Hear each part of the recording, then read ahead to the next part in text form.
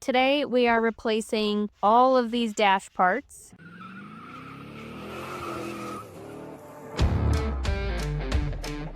This top part was brittle and shattered as soon as I touched it, so that's why we don't have the removal.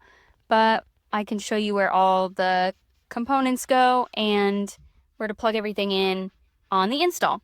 So first we're going to do this cluster here. This is a new cluster. We're replacing it because this cluster, although it looks great, the odometer numbers were just really wonky, couldn't read them. Sometimes they would pop up, sometimes they wouldn't. I have it plugged in already. There's 2 plug points back here, one back here, and then a bigger one back here. They're your standard plugs. Just plug them in till they clip. And then we have 4 attach points right here, and 2 down here by the steering column. A tip on this one is if you can't reach it with your tool, moving this does give you a little bit more room. And for these ones up here, I would recommend when taking them out, using something that's magnetic or having a magnet close, because you can't really get your fingers in here very good, and they do like to just, gravity and stuff. I replaced all those bolts, like I said, and right after I told you guys not to drop it, that's what I did. So I had to dig it out from down there with a magnet. That's fun.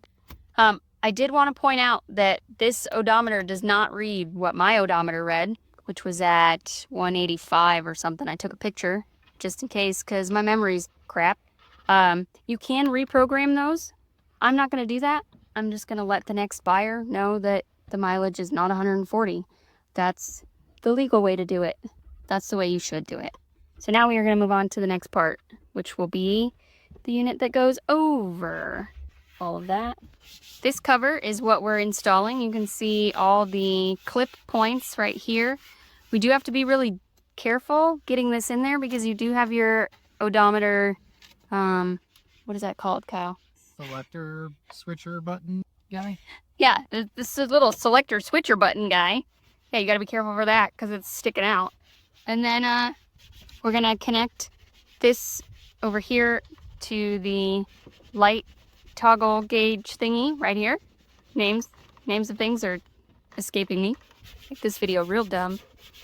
And then we're just going to slide it down and put it in place. Should just clip right in. We do have a couple screws that are going to go in down here, but that'll attach with the other piece. The plug for this one was a little challenging because the wire isn't long enough to put it in before you put it in this space right here. So you can kind of put the trim in a little bit and then wiggle your fingers in there and get it. That's how I had to do it. And then there's some space up here too that you can play with. A little trick to avoid this little thing that we couldn't figure out the name was, is if you kind of twist this to the side, it gets thinner here and it gets thicker here. So if you can twist it just a little bit, and then you can push it in just a tiny bit to get it in where you need it without breaking anything. This is all pushed in. The clips are pretty straightforward. You just find the hole that they're supposed to go in and then gently but firmly shove it in. You'll hear it clip. And then the last thing we have is this little plastic thing that goes right here over the key. And you're going to put that in there, and then that'll be it. There it is in. So it looks much cleaner and nicer. I think we're going to move to this disaster next. This is a total mess. It will look better once we put this thing that you can kind of see what it is in there. The radio component right here goes in after. So a lot of those wires we're just going to pull through, but a few of them do go to the back of these buttons and controllers. These are your cigarette lighters, all of that. So we're going to plug those in, and then we will push this up, pull all those wires through, see what it looks like. Since the radio goes through this big hole right here, I have everything taped up out of the way so that I can just slide this on. And I actually am waiting on some more parts for my cigarette lighters, or power units is what they're called. So I have this one taped, and then when we get it a little bit closer, I'll pull that one through and keep it off to the side so I can plug those in and slide those in when I get it. You have clip holes all the way around that you can see that slide these little clips that are really hard to get on. They just slide right into that space. And it's a little bit of an angle as well. When you're coming down, you want to kind of slide it this way instead of just straight. So here we go. So that was a pain in the butt. I had to start down here because these clip in underneath this section.